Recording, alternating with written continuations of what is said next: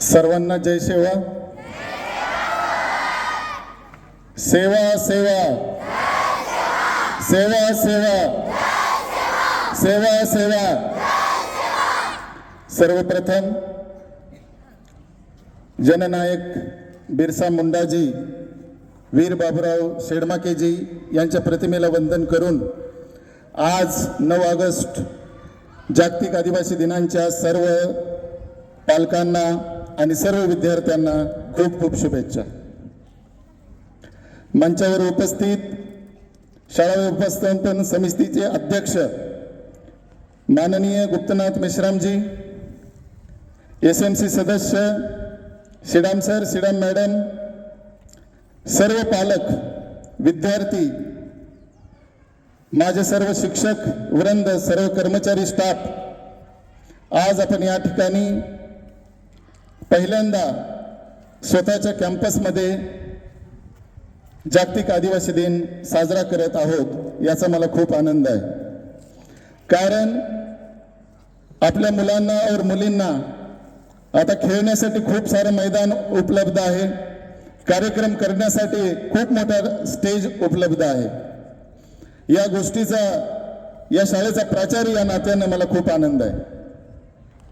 कारण आपण या गोष्टीपासून वंचित होतो. आपल्याला खेळायला मैदान नव्हतं, स्टेज नव्हता. आता आपल्याकडे सर्व काही आहे.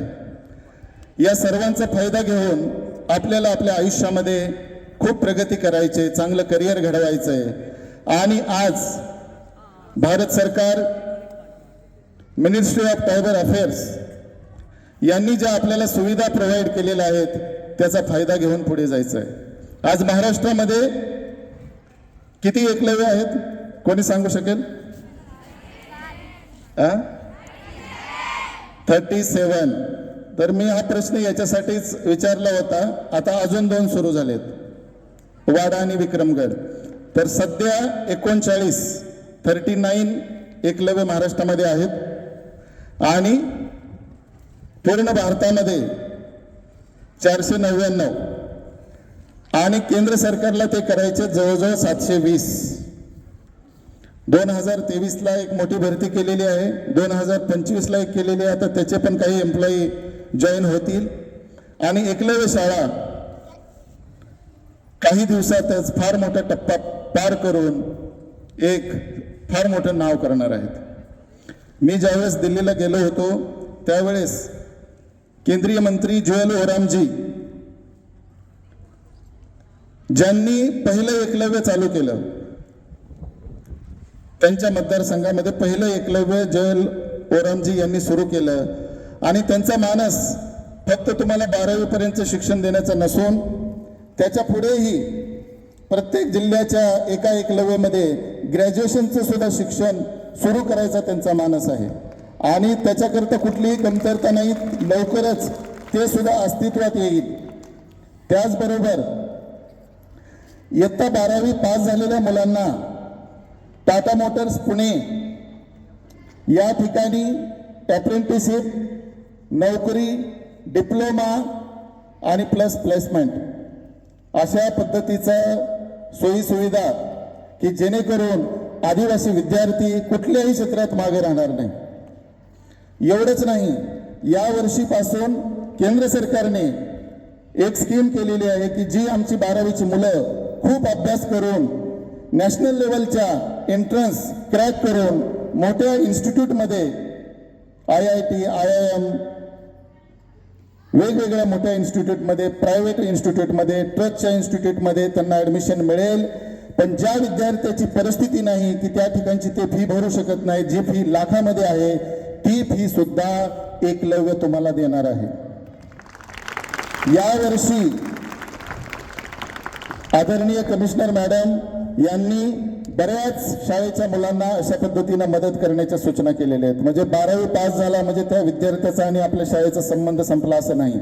तर 12वी नंतर सुद्धा फक्त गरज आहे ते तुम्हाला तुमचं टॅलेंट दाखवण्याची, आपला वेळ सत्कारणी लावण्याची. वेळेमध्ये अभ्यास करा, वेळेमध्ये आपल्या आरोग्याची काळजी घ्या, आपल्या शिक्षकांचा आदर करा कारण आपल्या शाळेचं नाव एकलव्य आहे आणि या जगामध्ये शिक्षकाचा आदर करणारा एकलव्यापेक्षा मोठा कोणी नाही. आणि आपलं भाग्य आपल्या शाळेचं नाव एकलव्य आहे. तुम्ही सर्वांनी सुद्धा आपल्या शिक्षकांचा आदर केला पाहिजे. आणि कारण आपले शिक्षक हे ज्या तळमळीने आपल्याला शिकवतात त्यांचा प्रत्येक आदेशाचं पालन करून तुम्ही सर्वांनी आपल्या आयुष्यामध्ये पुढे जाऊन प्रगती करावी एवढीच मी अपेक्षा व्यक्त करतो. सर्व SMCचे सदस्य, माननीय SMC अध्यक्ष, सर्व पालक वर्ग, शिक्षक वर्ग हे या कार्यक्रमाला उपस्थित राहिले. खरं तर आपला जर उद्देश चांगला असेल तर निसर्ग सुद्धा साथ देतो. सकाळी मी ज्यावेळेस इथे आलो तर त्यावेळेस पावसाचं वातावरण होतं. मी विचारलं पाऊस येऊ शकतो का? ते म्हणाले हा येऊ शकतो. नाही म्हटलं, आपला जो हेतू आहे तो प्रामाणिक आहे, आपला जो उद्देश आहे तो निर्मळ आहे, त्यामुळे आपण बाहेरच प्रोग्राम करूया.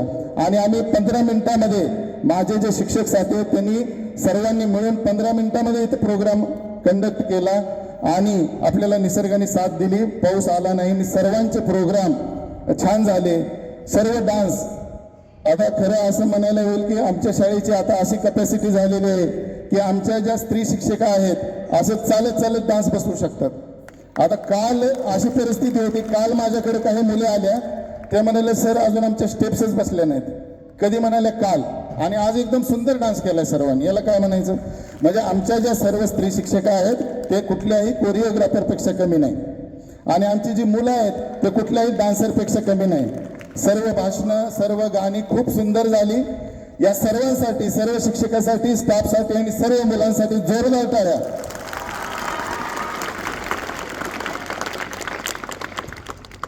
माझ्या वाणीला पूर्णविराम देत असताना पुन्हा एकदा सर्वांना जागतिक आदिवासी दिनाच्या खूप खूप शुभेच्छा. सेवा सेवा सेवा सेवा. धन्यवाद.